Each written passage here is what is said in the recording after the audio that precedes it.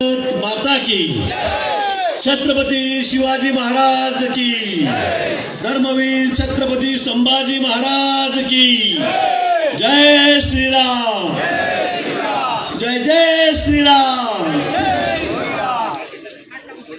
महापालिकेच्या निवडणुकीच्या निमित्ताने विशेष करून पत्राचं नारळ फोडण्यासाठी या ठिकाणी आपल्या राज्याचे भारतीय जनता पक्षाचे तरुण प्रदेश अध्यक्ष आज आपल्यामध्ये या ठिकाणी आलेले आहेत। त्यांच्या समवेत या ठिकाणी मंत्री महोदय आहेत, संजयजी सावकारे,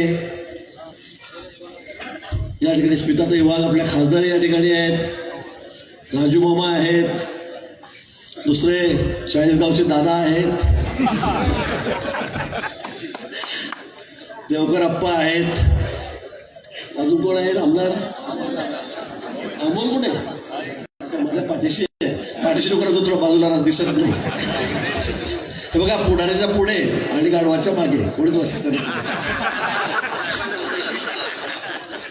असं म्हणतात, मी नाही म्हणत। अजून कोण आहे, अप्पांचं नाव घेतलं मी, देवकर अप्पा आहे। कसं आहे, आता किशोरप्पा तर आहे तर त्याचं नाव मी आधीच घेतलं। किशोरप्पाने तर आम्हाला टोमडे मारलेच येते तरी काहीतरी।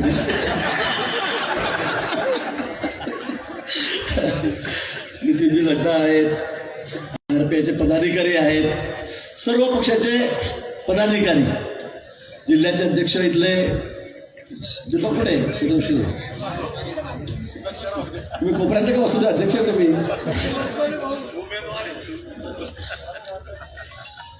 सर्व प्रमुख पदाधिकारी सर्व पक्षांचे कोण, अच्छा विष्णू दादा बंगाळे, दादाला उठायला तुमचं विसरलं म्हणूनच। हो, बँकेचे बापरे, बँकेवाले तुमचं आम्हाला काही लागेल कर्ज वगैरे। JDCC बँकेचे अध्यक्ष पवार साहेब, आमच्याकडे पवार आहेत। सर्व उपस्थित या ठिकाणी मान्यवर, सर्व पदाधिकारी सर्व पक्षांचे, आमच्या केतकीताई पण या ठिकाणी आहेत। उपस्थित सर्व उमेदवार, मतदार, सर्व नागरिक बंधू आणि भगिनींनो, खरं म्हणजे खूप पंचायत होते। माझ्याकडे 5 महापालिका आहेत, धुळे आहे, मालेगाव आहे, नाशिक आहे, अहिल्यानगर आहे आणि जळगाव आहे, आणि सगळ्या वेगवेगळ्या युती आहेत आमच्या। म्हणजे असं सगळ्या ठिकाणी महायुती मला वाटतं फक्त इथेच आहे, बाकी मग कुठे स्वतंत्र आहे, कुठे घड्याळसोबत आहे, कुठे धनुष्यबाण सोबत आहे। त्यामुळे बोलताना करायला काही चूक झाली तर सांभाळून घ्या, आणि ते चिन्ह आपले सगळे सोबत आहेत। पण मला आनंद आहे आणि मी निवांत यावेळेला, जळगावमध्ये मला यायचंच काम नाही।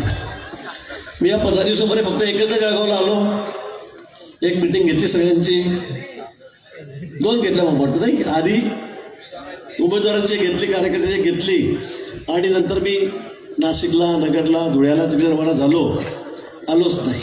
इथे राजू मामा आहेत, मंगेश दादा आहेत, ही सगळी धुरा सांभाळत आहेत आणि अतिशय व्यवस्थितपणे हे सगळे जळगावकडे लक्ष ठेवून, सर्व कार्यकर्ते पदाधिकारी तिथले हे सगळेजण या ठिकाणी लक्ष ठेवून आहेत, आणि म्हणून मी निवांत आहे की मला इथे आता येण्याची गरजच नाही, बरोबर आहे।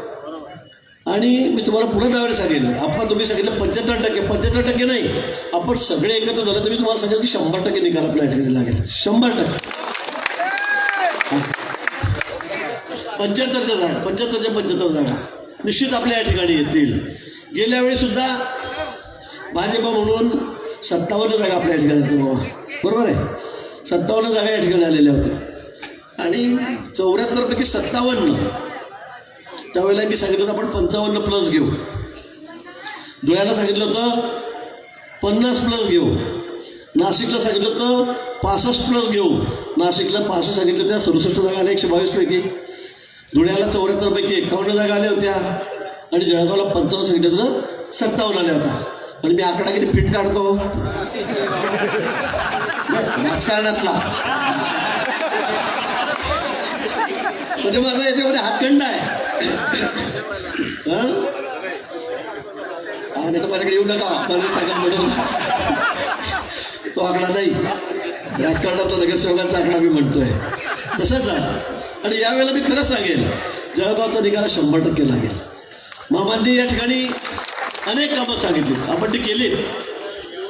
आपण मेडिकल हब सांगितलं तर भारतामध्ये देशात कुठेच नाही 1500 कोटी रुपये खर्च केलेत आपण. भव्य दिव्य असं मेडिकल, सगळ्या पॅसेंजर ठिकाणी एकाच ठिकाणी, असं देशामध्ये कुठेही नाही.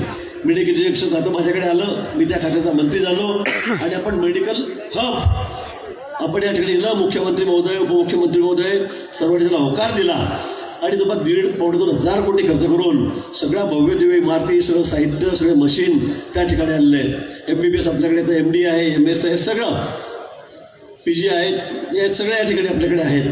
आणि म्हणून एक महत्त्वाचं काम त्या ठिकाणी झालं.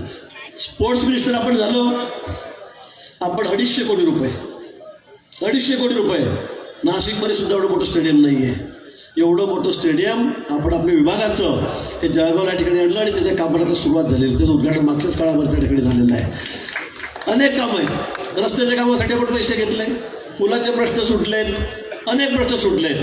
पण मी प्रामाणिकपणे सांगतो, मी तरी समाधानी नाही आहे. ज्या पद्धतीने 5 वर्षात कामं व्हायला पाहिजे होती ते झाले नाही. आणि त्याचं कारण होतं, मधल्या काळामध्ये आमच्यातलेच काही लोक पक्ष सोडून गेलेत.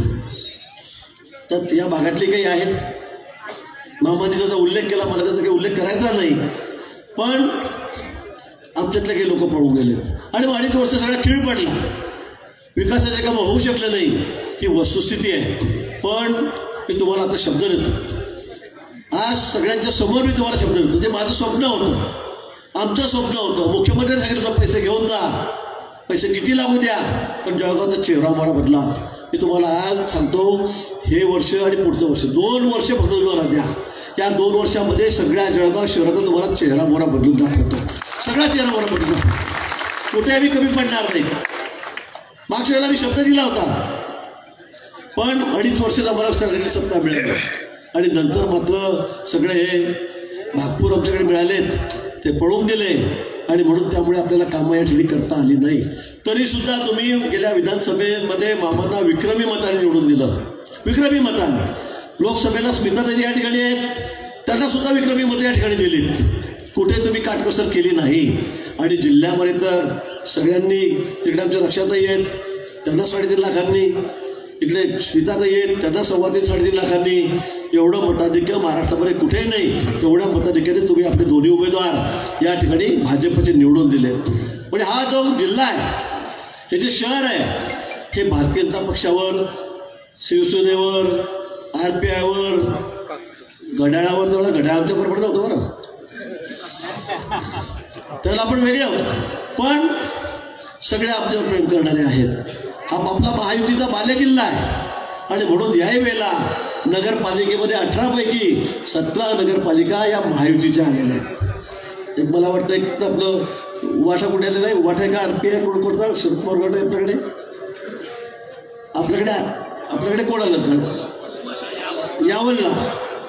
यावलला हां 1-2 ठिकाणी सोडले तर 16 ठिकाणी महायुतीचं सरकार त्या ठिकाणी आलेलं आहे. भाजपचे आहेत, शिवसेनेच्या आहेत, घड्याळाच्या आहेत.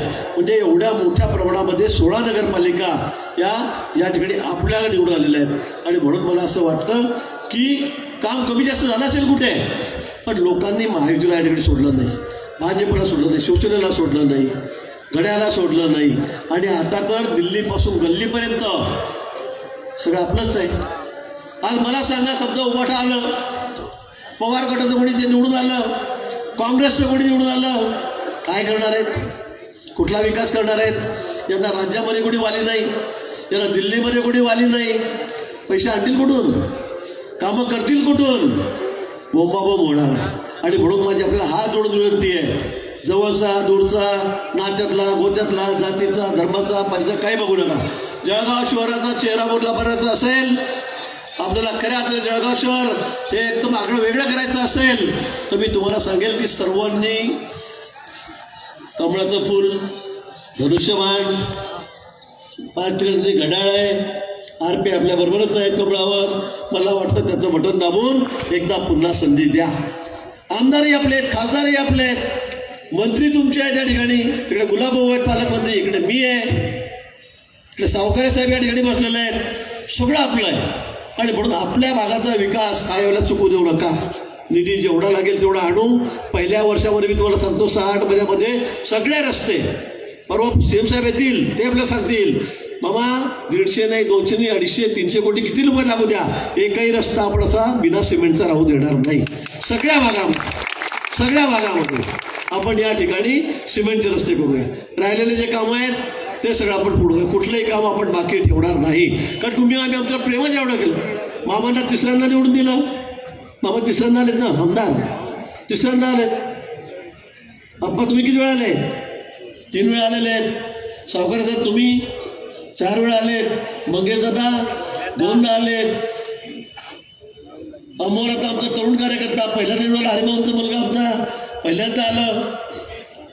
मी ज्येष्ठ आहे, म्हणजे मी माझ्या टर्म सांगितलं किती वर्ष मी निवडून नाही सांगितलं, माझं वय कळायला लागतं लोकांना, म्हणून मी काही फार सांगत नाही मी किती वेळा निवडून आलो. मी आधी गावात नगराध्यक्ष झालो नामदेवला आणि 7 वेळा आमदार झालो. म्हणजे मी 8 वेळा 40 वर्ष झाले. तरी पण मी अजून खूप तरुण आहे, मी काही फार मोठा झालेलो नाही. 40 वर्ष. पण एवढं प्रेम तुम्ही आम्हाला दिलं, एवढं सहकार्य तुम्ही आम्हाला केलं, कधी मागे ओढून पाहता आलं नाही.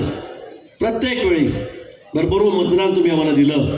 आणि त्यामुळे आमची जबाबदारी आहे, त्या शहराचा खरा तरी विकास करायचा असेल, एअरपोर्ट हे तेवढंच महत्त्वाचं आहे. बाबा एअरपोर्टचा प्रश्न मार्गी लागला तर आपल्याला, मला असं वाटतं MIDC या ठिकाणी येणार, इंडस्ट्री या ठिकाणी येईल.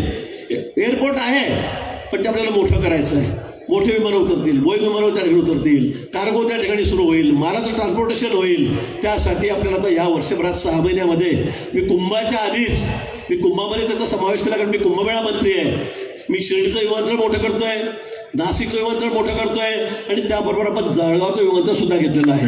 आणि ते जर मोठं झालं, खूप मोठ्या प्रमाणामध्ये आपला माल जो आहे, मग मका असेल, केळी असतील, कापसाच्या गाडी, त्या बाहेर जायला एक्सपोर्ट करायला आपल्याला त्या ठिकाणी मोठा भाव मिळणार आहे. आपण आताच बघा इतक्या छोट्या विमानावर दिवसभर किती वर्दळ वाढलेली आहे.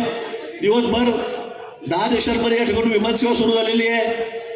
लोकांना अतिशय त्याची सोय झालेली आहे. मुंबईला जायला असेल, पुण्याला असेल, हैदराबादला असेल, अहमदाबादला असेल, गोव्याला असेल, सगळी विमानं फुल जात आहेत. आणि म्हणून मला वाटतं विमानतळ तेवढंच महत्त्वाचं आहे. MIDCमध्ये आपल्याला आता इंडस्ट्री आणायचं आहे. आज देशामध्ये इन्व्हेस्टमेंट खूप मोठ्या प्रमाणात चाललेली आहे, हजारोनी लाखो कोटींची चाललेली आहे. आणि मला वाटतं अजून आपल्याकडे इंडस्ट्री ज्या पद्धतीने तेवढ्या प्रमाणात यायला पाहिजे त्या प्रमाणामध्ये अजून आलेल्या नाहीत. आणि म्हणून आपल्याला इंडस्ट्री आणून या 6 महिन्यात 8 महिन्यात मी मुख्यमंत्री मोदींच्या मागे लागलेलो आहे. आणि त्यांनी सांगितलं की थोडं थांब, तुमच्याकडे मोठे 2-3 युनिट देतो की त्यातून हजारो लोकांना त्या ठिकाणी रोजगार मिळणार, हजारो तरुणांचे आपल्याला काम मिळणार. ते आपल्याला या ठिकाणी करायचं, करण्यासारखी कामं भरपूर आहेत. निश्चित ते आपण या ठिकाणी पूर्ण करूया. पुन्हा 4 वर्ष मुख्यमंत्री आपलेच आहेत, पंतप्रधानही 4 वर्ष आपलेच आहेत, दिल्लीपासून गल्लीपर्यंत सरकार आपलं आहे. त्यामुळे कुठेही निधी कमी पडणार नाही. आणि म्हणून तुम्ही या भानगडीत पडू नका. कुठे तुतारी वाजवायची का कुठे मशाल घ्यायची, काही भानगडीत पडू नका. या उभाटाचा सगळा फपुडा झाला आहे. मशाल बंद पडलेली आहे, त्यात तेलच नाही आहे सध्या. फक्त दोघे भाऊ फक्त बस मराठी मुंबई तुटणार याचाच गजर करतायत, काहीतरी वाच्यता करतायत. पण विकासाचा कुठलाही प्लॅन त्यांच्याकडे नाही, डेव्हलपमेंटचा प्लॅन त्यांच्याकडे त्या ठिकाणी नाही, काहीच नाही आहे. 2.5 वर्षाच्या उद्धवजींना आम्ही त्या ठिकाणी मुख्यमंत्री केलं, बंडखोरी केली त्यांनी, केले सगळे एकत्र झाले. काँग्रेस राष्ट्रवादी 2.5 वर्षामध्ये फक्त 4 दिवस सोडले तर हे महाशय सचिवालयाची पायरी चढली नाही, मंत्रालयाची, विधानसभा झाले नाही, कोरोनाचा काळ होता, घराच्या बाहेर पडले नाही.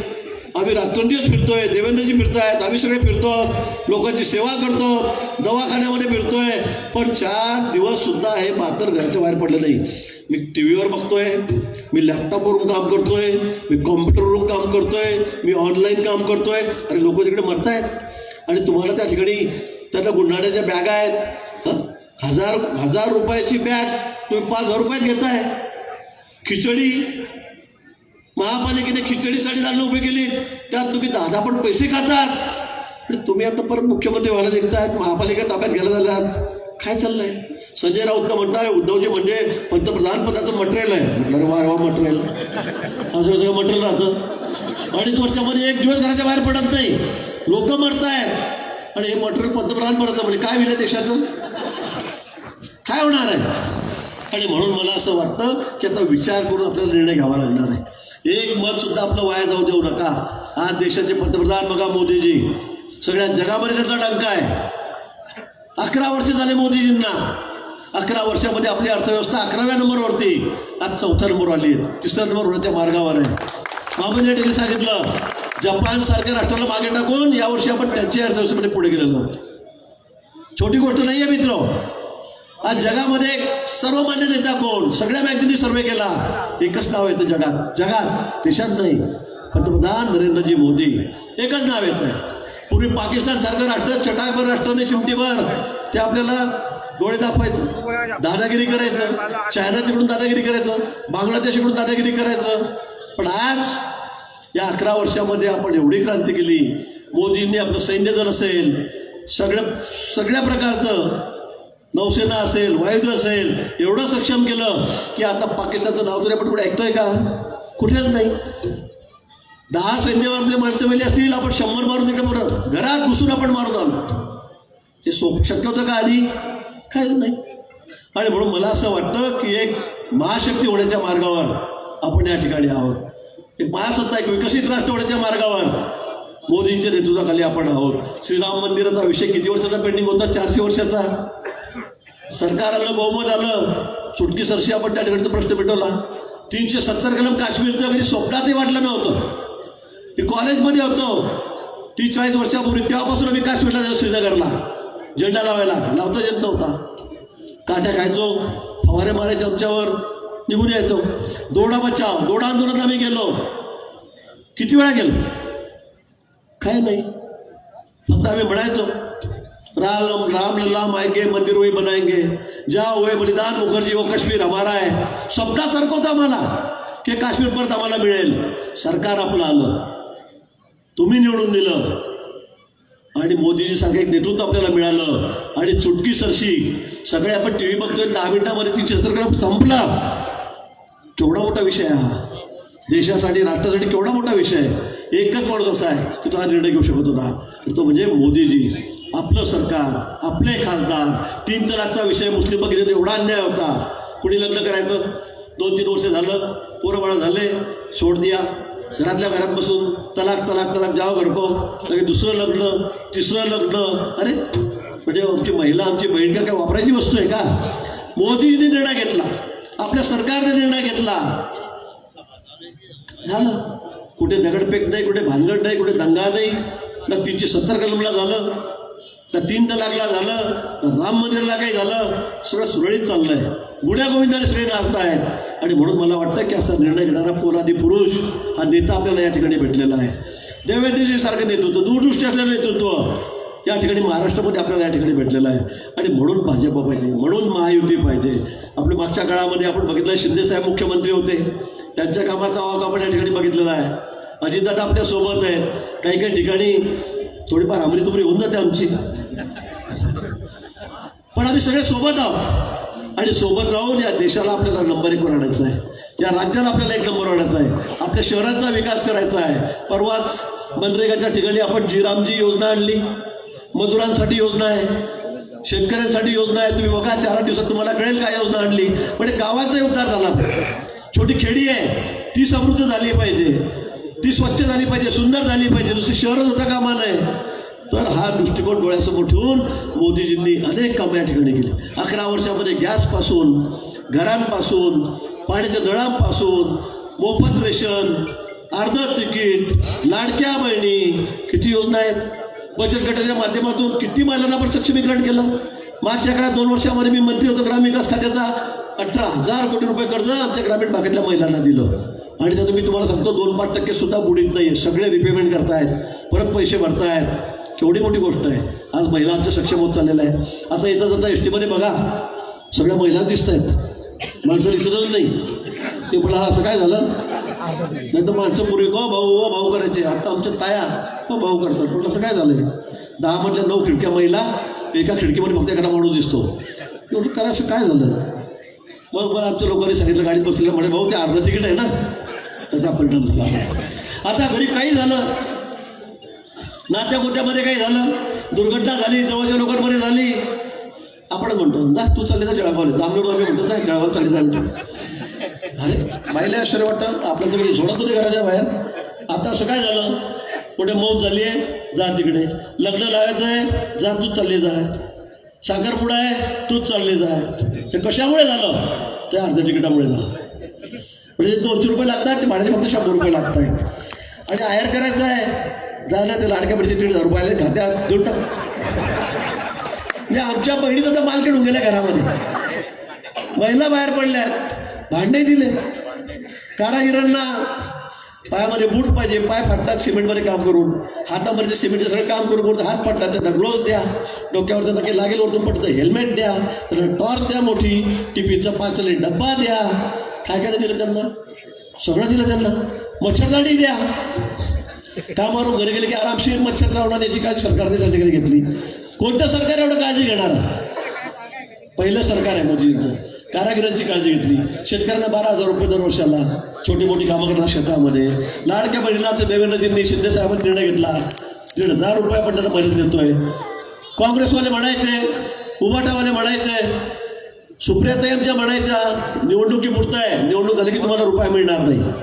झालं का असं, सगळ्यांना रेग्युलर पैसे मिळत आहेत. आणि म्हणून मला वाटतं असं सर्व घटकांच्या समाजातली चिंता करणारं, अंत्योदय, झोपडीत असलेला माणूस आहे त्याला घर पाहिजे. कोणी माणूस आज झोपडीत राहत नाही, सगळ्यांना घर आहेत, सगळ्यांच्या घरी लाईट आहे, पाणी आहे. आता सोलर लावलंय वरती घरांवर, मोफत सोलर. आयुष्यभर तुम्हाला लाईट बिल भरायचं काम नाही कुठल्या गरीब माणसाला. तुम्हाला राशन मोफत आहे, 10 वर्षापासून मोदीजी आल्यापासून राशन मोफत आहे तुम्हाला. खाण्याची चिंता नाही, पिण्याच्या पाण्याची चिंता नाही, सगळे प्रश्न तुमचे चुटकीसरच्या ठिकाणी सुटलेले आहेत. स्वप्नासारखे. माणूस आजारी पडला, मोठा आजार आहे, हार्टचा आजार झाला आहे, ब्रेनला आजार झाला आहे, ॲक्सिडेंट झाला आहे, स्पाईनचं ऑपरेशन करायचं आहे, आपण तर आपलं ऑफिस आहे, आपण सगळं करतो. पण 5 लाखपर्यंत तुमची गॅरंटी विमा प्रत्येक माणसाचा हा मोदीजींनी उतरवलेला आहे. देवेंद्रजींच्या सैन्य लगेच 2 लाख रुपयाचा चेक तुम्हाला मिळतो दवाखान्यामध्ये. काय हे स्वप्नासारखं आहे मित्र, आधी कधी नव्हतं. काँग्रेसने नारा दिला गरिबी हटावचा, पण गरिबी कधी हटवली नाही. यातली एकही योजना सुद्धा या ठिकाणी काँग्रेसने आपल्याला इतक्या 50 वर्ष राज्य केलं, 60 वर्ष राज्य केलं, पण दिलेली नाही. आणि ते मोदीजी करतायत. तेवढा दूरदृष्टिकोन असलेला नेता आपल्याकडे आहे, देवेंद्रजी या ठिकाणी आहेत. आणि म्हणून माझी आपल्याला या निमित्ताने विनंती आहे की तसंच आपल्याला आपलं शहरही हे दुरुस्त करायचं आहे, हे स्वच्छ करायचं आहे, सुंदर करायचं आहे, सुरक्षित करायचं आहे. आणि त्यासाठी मतं आपल्याला आमच्या महायुतीला द्यावं लागतील. कमळाचं बटन दाबा, दर्शनाचं दाबा, घड्याचं दाबा आणि आम्हाला या ठिकाणी निवडून देऊन आपली सेवा करण्याची संधी द्या. 2 वर्ष फक्त वाढ. पहिल्या वर्षाला मी करतो, पण पुन्हा अजून 1 वर्ष आणि मागून घेतो. त्या 2 वर्षामध्ये हे जळगाव शहर हे सर्वात सुंदर शहर या ठिकाणी असेल अशी ग्वाही मी आपल्याला या ठिकाणी देतो. आणि आपली रजा घेतो. साहेबांना त्या ठिकाणी नगरला जायचं आहे, तिथे त्यांची मिटिंग आहे, मुंबईला त्यांची मिटिंग आहे, खूप धावपळीचा आमचा कार्यक्रम आहे.